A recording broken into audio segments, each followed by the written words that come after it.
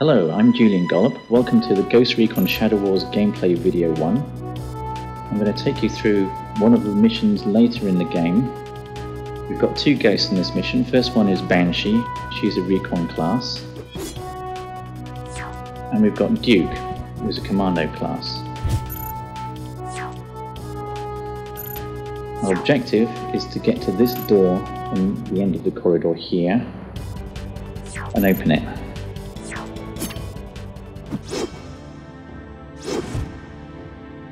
Okay, if we look around, we'll see some enemies above us, some to the left, and there's some below.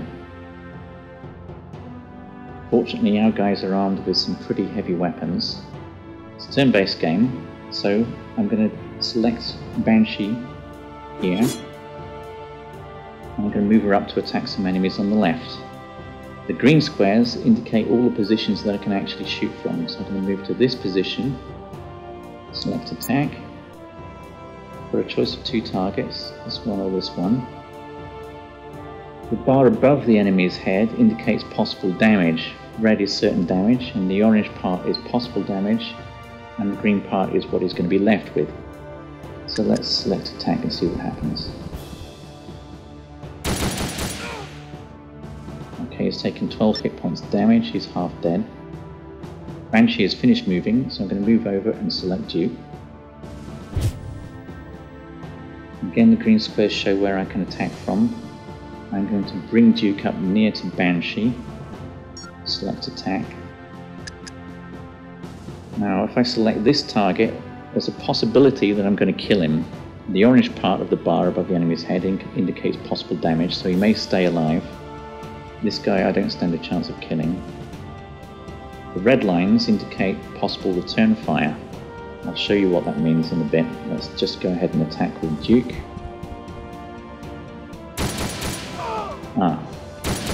Unfortunately the enemy remained alive, and I got return fire from both of them.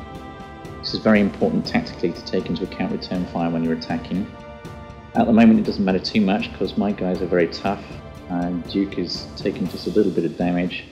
Banshee nothing yet. So let's end the turn and see what the enemies are going to do.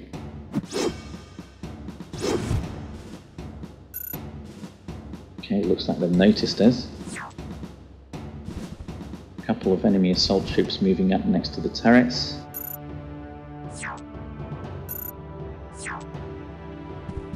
Another assault moving in close to reveal Banshee. The other one attacking Banshee. Normally Banshee cannot be attacked directly because of her camouflage, but if an enemy moves next to her, she becomes revealed.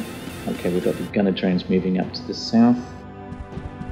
Enemy commando. And above us again another enemy commando unit. Some assaults. Here we've got two melee drones which are very nasty in close combat, so we don't want to let these guys get next to us. And finally we've got one more assault over to the left. Basically, we're surrounded. First, let's deal with the immediate threat. I'm going to take this guy out. I'm going to just move Banshee a little bit more towards our objective and attack from there. She's at close range, she does a lot of damage and kills in one hit. That's excellent. Now Duke is free to launch his attack over here. When I select Duke, I'm going to switch to his secondary weapon, which is a shoulder-launched missile launcher. I can't move so far and attack. And if I move here, select attack, I can launch an attack on the line here. It's an area effect weapon, so I should be able to affect 3 targets. Let's see what happens. Excellent, I've taken out one of the turrets and 2 of the defending guards are seriously injured. See what the enemy can respond with. Assault's moving up closer, but they're not in range to attack yet.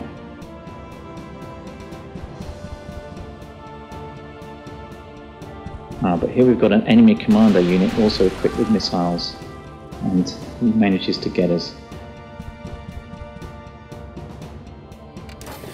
The enemy melee drones closing up very fast, they're quite rapid.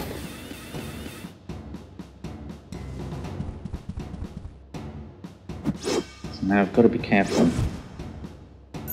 I'll stick with the main objective. I'll get Banshee probably to attack the guys over on the left. So let's select Banshee.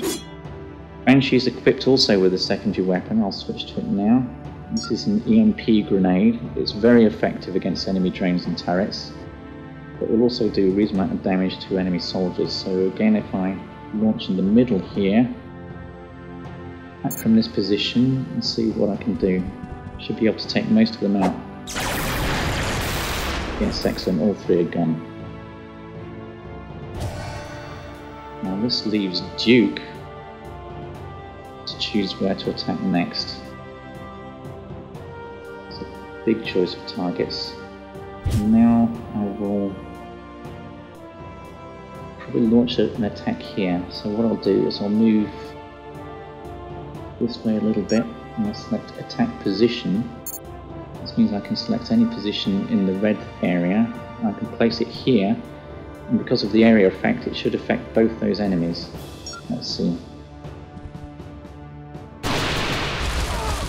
Okay, excellent. They're both damaged but not killed.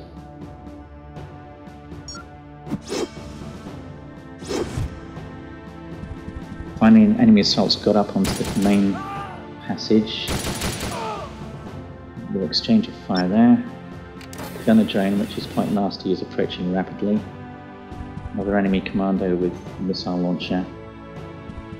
Meanwhile, the enemy commando is still launching missiles at us. Duke is under really heavy attack here. We don't want these melee drones to get next to us, so somehow we're going to have to deal with them.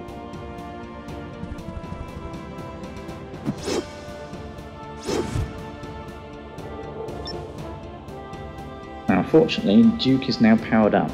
Whenever you attack an enemy or kill him, you get some power points. If you look at the blue bar on the bottom left, you'll see it's at 100%. So I'm going to make good use of my power attack. Let's select Duke first. I'm going to launch the power attack into the middle of these guys here. If I move the camera a little bit, you can see they're reasonably well bunched up. Get some return fire from that position. Maybe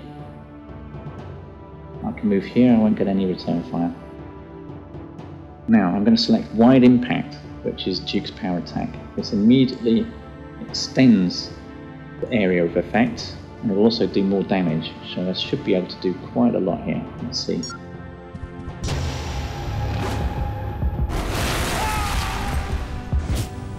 I've taken out 4 enemy targets in one hit, which is absolutely excellent. Okay, Banshee is now clear to get to the door, so let's get up towards the door here and let's see what happens.